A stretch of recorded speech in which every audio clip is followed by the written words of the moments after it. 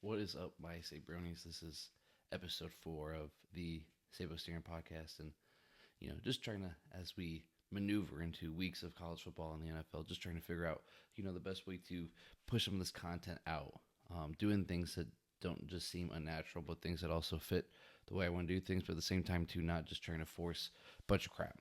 Right, so last week I kind of had the idea of doing a Thursday night show, doing some things like college football picks and NFL picks, and it just didn't work out. Just not something that, like, as I record it and look at it the next day, it's like it doesn't fit. It doesn't fit what I'm trying to do, and so still trying to honestly, realistically figure that out.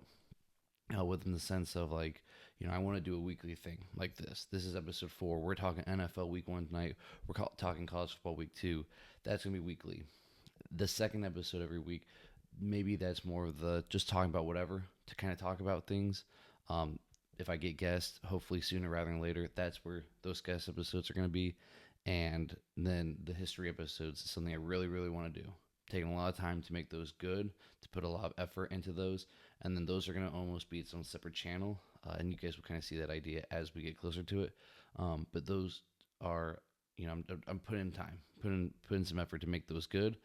I got a lot of big things that I'm just trying to get done, trying to make like I said, planned out, and so that process is just in the works. So, I just ask for patience. I also just continue to ask for your support. If you're watching this right now, I do appreciate you. I'm grateful for you. Thank you, and I hope you enjoy it. Let's get into NFL Week 1, college football Week 2. Again, it's the greatest time of the year. We got football every single day. It is time. Let's get into it. Samuel cuts it back. Ohio State wins. Cannon steps into it. Pass is caught. Diggs! Sideline! Touchdown! Unbelievable! Pulls up, three-pointer. Bang! Bang! It's good! The standard is the standard. That's our motto. All right, what a cool first weekend of football every single day. Thursday night football, obviously the first game of the year, the Eagles-Cowboys. I really expected the Eagles to kind of blow that game out of the water. Cowboys played really well. Eagles didn't have Jalen Carter from basically the first snap on, and Dallas definitely took advantage of it. They played well. They really surprised me. Does it guarantee you a lot of games in the future that they win? No, but they definitely can play with anybody at any single point. The Eagles do Eagles things, and even since then they've made a few trades. They're always trying to get that roster better. They played really well, and they look like a team that won the Super Bowl last year. They look like a team that can make the playoffs, which is what I predicted that they would do. And that division's gonna be really good because the Commanders are really good. The Cowboys can play with anybody at any single day, and the Giants. There's talent there. They got a good defense. Who knows what follows up with that? So then even Friday, like Friday hits, you get the Chargers Chargers and Chiefs. Not a game that I was able to watch. Obviously, if I am a high school football coach. We had a game, went very well for the Tigers of Galleon, and but missed a Friday night football game that we did not get to see. Got home, cut the very end of it, and Chargers honestly shocked me on that one. I really expected the Chiefs to come out there, play a little bit better than what they did. Losing Xavier Worthy early on really hurt them. And Mahomes, they got some things to figure out still, but they're a good team, and I really expect the Chiefs to play well, and the Chargers, like, that's how they're going to play this year. They're going to win some games also. Very gritty, and able to kind of pull away at the end. And then Saturday hits, and you just get this great weekend of college football when there wasn't games that should have been spectacular. Kind of going through it last week. Obviously, you had your Ohio States playing Grambling. You had your Penn State playing FIU. You had a lot of teams play those FCS and Group of 5 teams, and even then there were some upsets, and there were some games that set up for a really good Week 3. And so we're just kind of going to run through the Saturday slate. I got it right here in front of me, going through each important game, some key things, and what I like, what I didn't like, and talk about some of those things that I was wrong on. Because, my goodness, like, there's teams like Kansas State, I hit in the playoff, and just complete mess. Clemson, they're one loss away from being a complete mess, and they got Georgia Tech next week. And so we'll see, what that kind of follows. And like I said, the teams that I liked that aren't so hot, and teams that I was a little low on. Like Oregon. Oregon has completely surprised me. Oregon is really good. I should give them their flowers early on. They've played really well so far. Miami, they got USF this week. USF is really, really good football team. They beat Boise State, number 25, last week in week 1, and then they beat Florida in the Swamp week 2. So they've got some good wins on their schedule. If Miami can continue to win those games, Miami might be the favorite in the ACC. Anyway, so we got Ohio State to start. They played Grambling. Obviously, it was a 70-0 game. Nobody expected Grambling to be able to win that game. The final line ended up being 54.5. Obviously, Ohio State covered. They covered big. A few things. Saying did exactly what I can expect him to do in week 2. They weren't going to make him be the one to beat Texas. But after that, this game, OU next week, let Sayin be the guy. Throw the ball all over the field. Let him make those reads. Let him make mistakes. They did that. He played well. Jeremiah Smith finished with 5 receptions, 119 yards, and 2 touchdowns. I honestly wish they would have fed him more. Kind of pad those stats right now if you're really trying to make a Heisman run later on.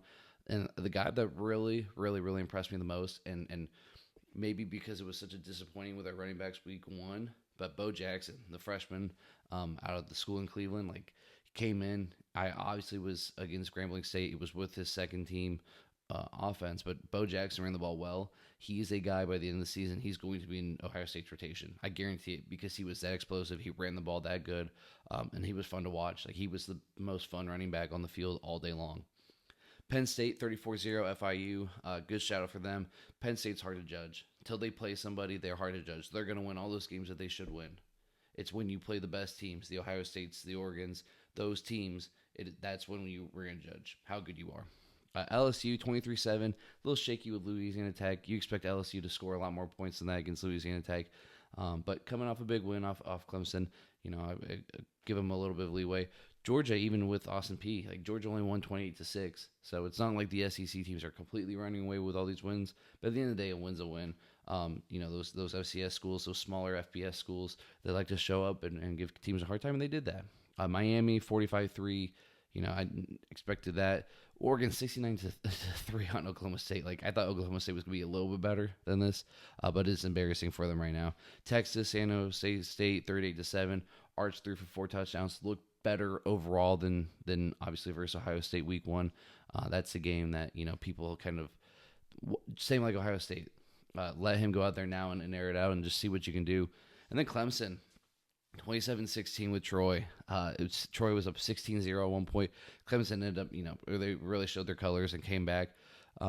Scored 17 in the third quarter to, take the lead overall and end up winning that game. But Clemson shouldn't struggle with Troy like that. They are better than that. And it just always seems to be when I finally am like, hey, Clemson's going to be okay. Clemson's going to be good. Then they go and do Clemson things and lose.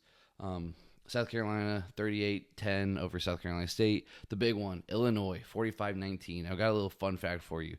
Illinois is one of 6 Power 5 schools that have never hosted College Game Day. Very soon on, in 4 or 5 weeks, Ohio State comes to Illinois. Illinois's got Indiana between now and then. They got a few other, Big Ten games. I don't know if Illinois can win those games, but I'm telling you if they do, Ohio State takes care of business with OU, bye week, Washington, it's one more game after that, and then Illinois. If both teams are undefeated, Ohio State heads to Champaign. It might be the first time College Game Day ever goes to Champaign for definitely what will be a top 10 matchup at that point. Good for Illinois like that. Good for them to, win games. Brett Bielema has that team playing really, really well. And they put a 45 on a good Duke team. Duke went out. They paid money for a quarterback this offseason. Duke was one of those teams that could win 8 games in the ACC. And not only did they get beat by Illinois coming into their place, but Illinois whooped them. They pulled away in the second half. It was not close. The next one, freaking Arizona State. That was a team I had in the playoff. They were my Big 12 champs. They go to Mississippi State, who last year might have been one of the worst teams in SEC history. And Arizona State goes there. The cowbell was too much for them. Too much. It was more cowbell, more cowbell, more cowbell. Mississippi State gets it done. Obviously, Arizona State has everything in front of them. You go win the Big 12. You are in the playoff. But right now, the 2 teams I picked, Kansas State, Arizona State, are not very good. Iowa State probably would be my favorite at that point. Utah played really well in week 1. Those are the teams that are probably going to win the Big 12 now at this point. first big upset, obviously of the day. One of the biggest upsets of the season so far. South Florida beating Florida. I mean, not only did they beat them, but they went in the swamp and they beat them, and they dominated them. They were physical with them. They did not let DJ Lagway, who I was really high on to do good things this season, beat DJ Lagway. Florida's got a very tough schedule coming up. They got LSU. They got Miami. I think they have Georgia. I mean, they have a lot of these really high-end SEC teams, and then Miami within the next few weeks, and even some of the mid-tier SEC teams that they're going to play might be better than them. On a team that I expected some good things on, very much disappointed. If you're a Florida fan, you are not feeling good right now about your season, about your coach, about your team, and it might be a very long year in Gainesville. Florida State 77-3 over East Texas A&M. I mean, I'm not shocked by it. Maybe shocked by the amount of points still. Castellanos has just put another great performance up. Only 8 for 11. Didn't need to do much, obviously, against East Texas A&M. But I'm really excited for Florida State. I'm really excited for the things that they can do going forward. They really might be my ACC team. If you look at the rest of the schedule, I mean, the toughest games for Florida State the rest of the way are Miami at home on October 4th, and then at Clemson November 8th, and then Florida at home. And Florida, we just talked about, might not be that good. So Florida State definitely has a chance to win a lot of games this year. And after that week 1 win versus Bama, it was kind of like, okay, this is their bounce back year. Last year was just a fluke overall, unlike what a lot of people predicted. And they played well these last 2 weeks, and I expect them to continue to play well going forward. Michigan, Oklahoma, finally the big one, the biggest matchup of the week, came down to, it almost felt like Oklahoma should have won that game, like 45-7. It could have been 35-7 at one point. Really, Oklahoma let Michigan stay in it too long, but Oklahoma played really, really well on offense. John Mateer comes out of Washington State. If you're Washington State, you got to be sick. I mean, 2 years in a row, you're losing guys to these bigger schools. Obviously, Cam Ward goes to Miami last year. First overall pick, Heisman contender. John Mateer goes to Oklahoma, and he really just feels like a guy that can, play well all season and help rebuild that program. I thought that he was the best player on that football field that day, and he was, one of the big reasons why Oklahoma played so well on offense. The play calling was really good, and he was just explosive the entire night. And if you got to watch his interview at the end, just seems like a good kid who loves football and has embraced the Oklahoma fan base as his own. Really, really, really fun game. And it's not the end of the world for Michigan. If they play like that every week, they're not going to win a lot of games. And if Oklahoma plays like that every week, they're going to win a lot of games. The rest of it, the Baylor 48-45 over SMU. Texas A&M took care of business. Ole Miss gets revenge on Kentucky 30-23. Alabama puts up 73 points against UL Monroe, which UL Monroe was the team in Saban's first year that had the big upset. It was the last time he had lost to a non-conference unranked team. And so they put up 73, more teams than they ever put up in the Bama era. Tennessee looked really good against East Tennessee State. Tennessee's another one. Like, until they play somebody, and they do this week, they play Georgia, we're really going to know how good they are. Indiana taking care of business 56-9. I mean, I'm telling you, Indiana on their schedule, it's like Illinois. And that's it. If Indiana wins that game, they're going to win the rest. They'll be in the playoff again. They lose to Illinois. Like, that might be all they need to not be one of those top 12 teams. And then Utah 63-9. That's 2 big blowouts for Utah. Again, until they play somebody worth of substance, it's really hard to gauge. But so far, they've beat who's in front of them. They beat who they're supposed to beat. They've played the way that they're supposed to play, and they're setting themselves up in a position to win a lot of games and compete in the Big 12, and for them, get a playoff spot. So as we look forward to Week 3, just some of these big games. Again, I don't want to spend too much time. This is recapping, looking back, but just, again, this weekend was fun. This weekend, the teams that won set up some big games, some big matchups for themselves, and the teams that, might not be as good as we thought. This is really going to find out. Clemson, Georgia Tech. Like, if Clemson loses this game, they're done. Their playoff chance is done. Doesn't exist unless they win the ACC, but I don't think they do if they lose this game to Georgia Tech. Wisconsin, Bama. Like, Wisconsin bounced back, or Wisconsin's 2-0 against a Bama team that bounced back. Wisconsin hasn't played anybody. This is their first true test in Tuscaloosa. It'll be very, very, very interesting. Georgia, Tennessee, 6 Georgia, 15 Tennessee. The game is in Knoxville. I think Tennessee gets it done. You guys know I'm not high on Georgia this year. Only scoring 28 against Austin P doesn't impress me, and so Tennessee goes into Georgia, beats them down pretty good.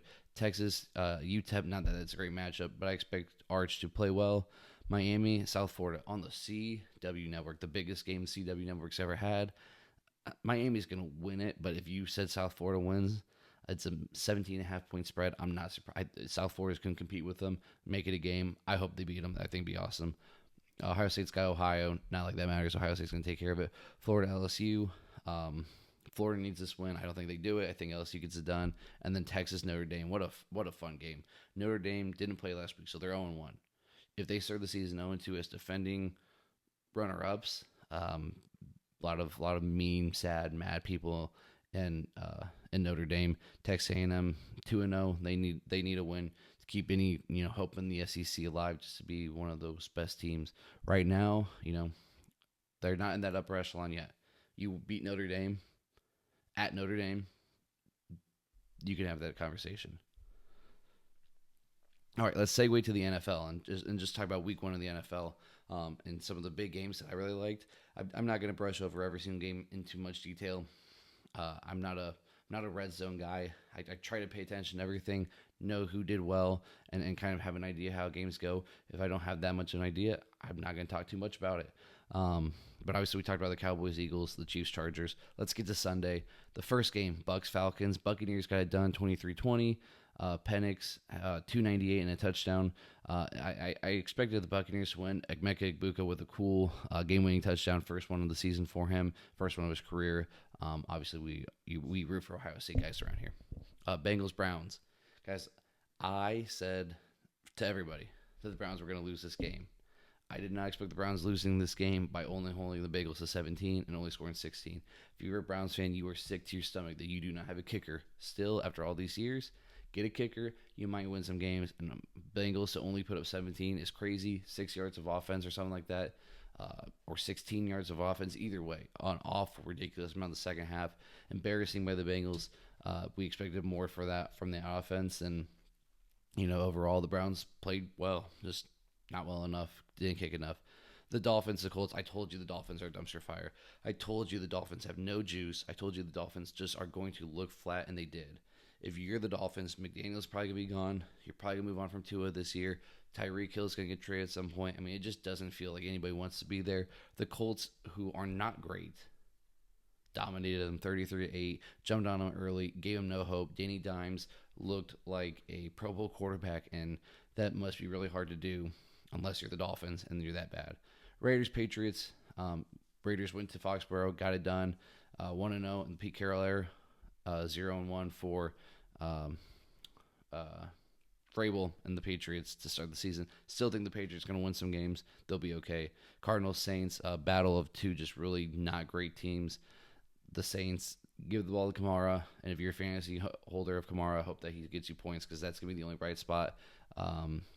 Just not fun game. Steelers, Jets. Obviously, this is the one that I watched. If you know me, big time Steelers fan. But this was a game that, the Jets really surprised me. The Jets surprised me a lot.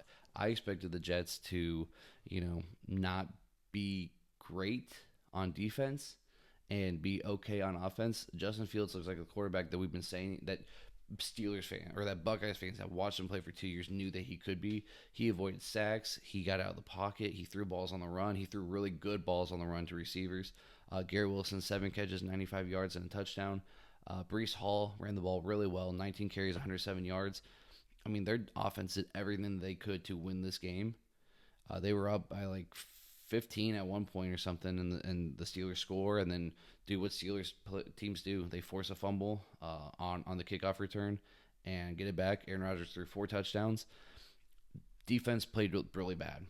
For a Steelers defense where they're paying a lot of guys, TJ Watt, Jalen Ramsey, Cam Hayward, a lot of big money.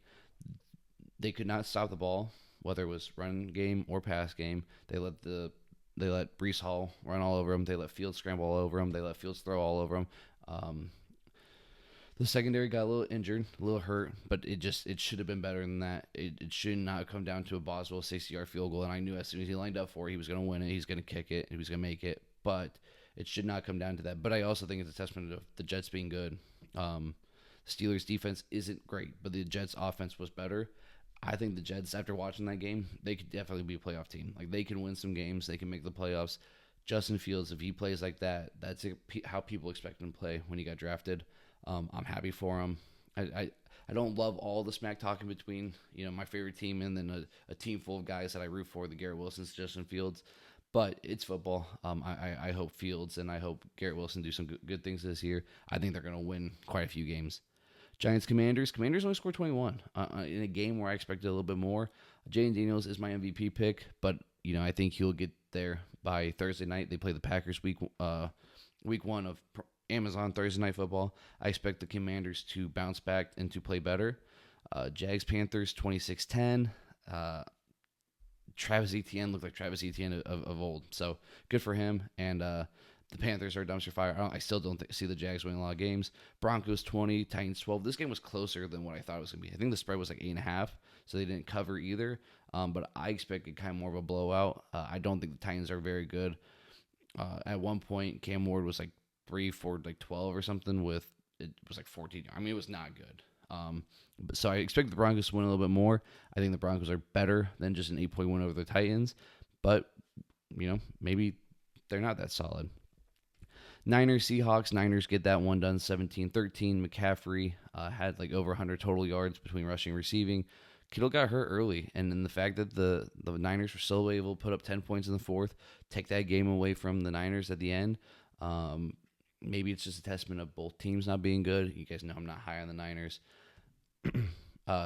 Rams, Texans. Rams got that one to 14-9. Again, just not as much scoring as what we expected. Sometimes week one, those teams don't score much. But then you go watch like the Ravens-Bills game, which we're going to talk about in a second. It's like, these teams can't score at will at any point. One of the worst games by C.J. Stroud that he's played in his career. He had a sophomore slump last year. And I hope that he bounces back. I hope he has a good season. I hope he has a great season. I expect more than 9 points from a team with C.J. Stroud and Nico Collins and Nick Chubb. And I know Mixon's out, but there's guys there. There's enough talent there to win games. In the last two games I'm going to talk about today, the Packers, Lions. Guys, I don't know what's going on with the Lions. I told you that was going to be a much different offense, a much different defense. I think the Packers are good. The Packers adding Micah Parsons make them a very good defense. The fact that the Lions only scored 13 and 7 of it was in a last-minute touchdown. I mean, it's crazy. It's kind of insane that the Packers were able to hold them down that much, and it's just insane on the Lions and that they weren't able to score a lot of points or really any at all. I expect the Lions to bounce back. I still expect the Packers to win a lot of games too, but like this might be the Packers division to lose. I mean, this seriously, you get that first one at home versus that team coming off 15 wins last year. It's the Packers division to lose right now, and the Lions, they got to step up. They got to start playing better. And then obviously the game of the weekend, both NFL college football, Bills, Ravens. Bills get that done 41-40 on a last-second field goal. Just big time from everybody. Josh Allen, Derrick Henry, Lamar Jackson, the three big names, they all showed out. They all played extremely, extremely well. The Ravens just completely choked that game away. And, kudos to the Bills. They found a way to win. They found a way to win when they were down 15, and they shouldn't have done it. The Ravens are kind of notorious now for blowing these games. But at the same time, too, like, the fact that they can put 40 on first night of the season shows how explosive that offense is. It might be the best offense in the NFL. The receivers aren't great. Zay Flowers is a very good receiver. Is he the best number one in the league? No. D-Hop made a great pass, but when your run game is Derrick Henry and Lamar Jackson, I mean, you're just filthy. I don't want to change my prediction of the Steelers not win the division, but it might come down to that. The Ravens might be the best team in that division. They're going to win that division probably, and the Bills are really, really, really good. I'm not going to get too much again into like the next week games. I just do know that, obviously the big game of the week besides Commanders Packers is the Lions and Ravens. That is a Monday night game, and both those teams really need to win. They need to win desperately in a really bad way. It's gonna be very interesting to see who wins that game and how they respond. And then obviously Rams Eagles is another big one. Both those teams are 1-0. Rematch of the divisional round.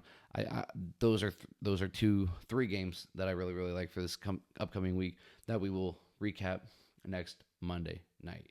So, like I said, we are going to kind of do these every week, just looking back at the big games that we liked, talk about the games that we like going forward, and recap those every week. I'm excited about that. I hope, again, Wednesday night, Thursday night this week to kind of get something else out, recorded, ready, and, just able to give out something that helps builds this thing.